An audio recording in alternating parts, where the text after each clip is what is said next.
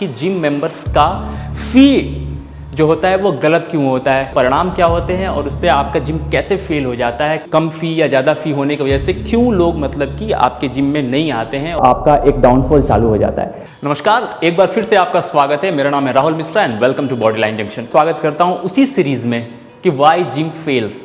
उसके 10 रीजन मैंने आपको बताए थे, तो आज उसमें से हम 5वां रीजन लेके आ गया है आपके पास कि जिम मेंबर्स का फी जो होता है वो गलत क्यों होता है। गलत होने से या तो कम होता है या ज़्यादा होता है, तो उसके परिणाम क्या होते हैं और उससे आपका जिम कैसे फेल हो जाता है, कैसे आपके जिम में मेंबर्स ज़्यादा नहीं आते हैं और बहुत सारी परेशानी होती है। तो आज हम उसी को डिस्कस करने वाले हैं। Wrong pricing of gym members, या गलत फ़ी, कम फ़ी या ज़्यादा फ़ी होने की वजह से क्यों लोग मतलब कि आपके जिम में नहीं आते हैं और ज़्यादा अट्रैक्ट नहीं होते हैं और आपका एक डाउनफॉल चालू हो जाता है। तो आज इसके बारे में हम डिटेल में डिस्कस करेंगे। तो पहला रीज़न होता है जिसके बारे में हम बात करने वाले, ओवर प्राइसिंग। अब ओवर प्राइसिंग क्या होता है? सपोज करो कि आपने 8 लाख का इन्वेस्टमेंट कर दिया। टोटल जिम का आपका इन्वेस्टमेंट 8 लाख है, जिसमें आपने 5 लाख का इक्विपमेंट्स ले रखा है, 2-3 लाख रुपए में आपने सारा काम कर लिया है।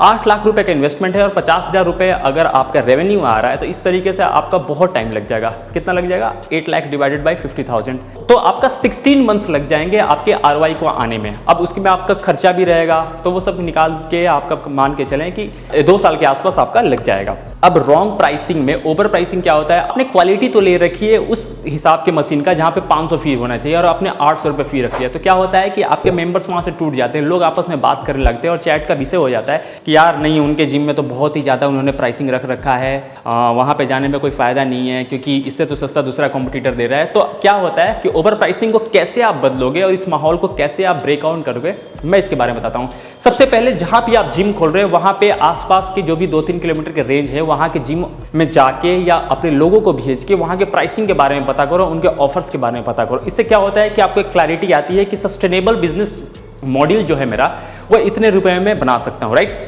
इसके बाद आप लोगों के माइंडसेट को पकड़ लोगे कि हाँ यार, यहाँ पे 500 वाले फी है या 800 वाले फी है, और उसी के हिसाब से आप इन्वेस्टमेंट करोगे। तो ओवर प्राइसिंग आप वहाँ पे बच जाओगे। ज़्यादा इन्वेस्टमेंट करके आपने कम प्राइस रख दिया, ROI आने में टाइम लग जाएगा। इसलिए आप रिसर्च करके सबसे पहले प्राइसिंग का क्लैरिटी लाओ अपने अंदर।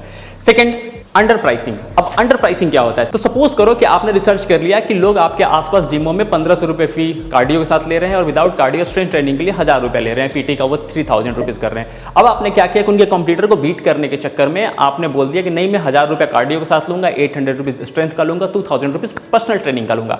बट इससे क्या लॉस होता है? इससे आपका लॉस ये नहीं होता है कि आप सोचें कि मेरे पास ज़्यादा क्लाइंट आ जाएंगे। नहीं, आप गलत टारगेट करते हो, आप गलत बंदों को टारगेट करते हो। जैसे मेरठ में बहुत सारे ऐसे मैन्युफैक्चरर हैं जो कि 2 लाख, 3 लाख, 4 लाख रुपए में जिम बेचते हैं। अब ये सोचते हैं कि मैं सस्ता माल दे के इक्विपमेंट बेच सकता हूं, लोगों के पास ज्यादा पहुंचूंगा। गलत, आपकी टारगेट ऑडियंस ही गलत है। आप बेकार लोगों के साथ माल डील कर रहे हो। आप मतलब कि वैसे कस्टमर के साथ माल बेच रहे हो जिनको जिम से कोई मतलब नहीं है, उनका सिर्फ और सिर्फ मतलब है पैसे लगाने से। अब 3 लाख, 4 लाख रुपए वाले आप कस्टमर को अट्रैक्ट कर रहे हो, तो उसी तरीके का आपके पास क्लाइंटेस बनेंगे और उसी तरीके से आपके पास रिव्यूज आएंगे, उसी तरीके से आप प्रोडक्ट सेल करोगे, उसी तरीके का आपका एक इन्वायरमेंट और आपका साइकोलॉजी क्रिएट हो जाएगा।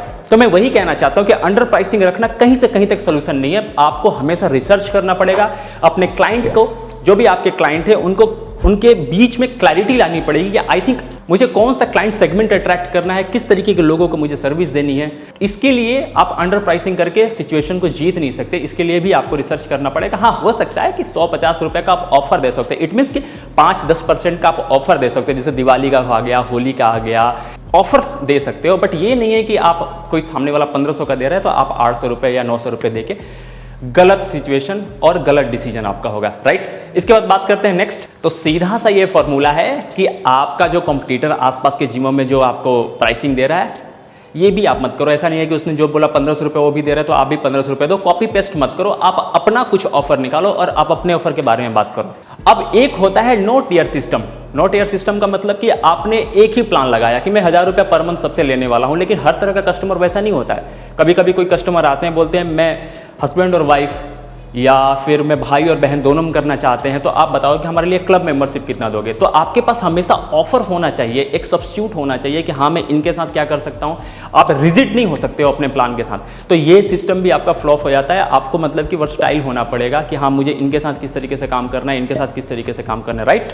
हिडन चार्जेस, हिडन चार्जेज आपके बिल्कुल भी नहीं होने चाहिए, लाइक कि हाँ ये चार्जेज है वो चार्जेज है। उसमें क्या होता है कि आप क्लाइंट्स को अपने खोते हो और लोगों को लगता है कि यार ये तो मैं 500 रुपये फी रख रहा है, सिर्फ अट्रैक्ट करने का बहाना है। इसके बाद ये बोलता है कि पार्किंग का अलग पैसा लूँगा, कार्डियो के लिए अलग पैसा लूँगा। तो कहने का मतलब है जो भी आप रखो बातचीत क्लियर रखना चाहिए, हिडन चार्जेस के बीच में कोई भी बातचीत ना रखो, इससे आपका क्लाइंट लॉन्ग टर्म में आपके साथ जुड़ नहीं पाएगा। सोल्यूशन क्या है, फाइनल सोल्यूशन पे बात करते हैं। सबसे पहला मार्केट रिसर्च करो। मार्केट रिसर्च करने के बाद लोगों के साथ ऑफर दो। ऑफर देने के बाद एक अपना यूएसपी लगाओ कि हमें मुझे किस तरीके से सेल करना है।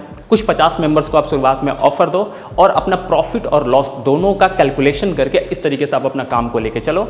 तो ये वीडियो अगर आपको अच्छा लगा होगा तो मुझे लगता है कि एक लाइक और एक सब्सक्राइब आपकी तरफ से बनता है। Thank you so much. नमस्कार।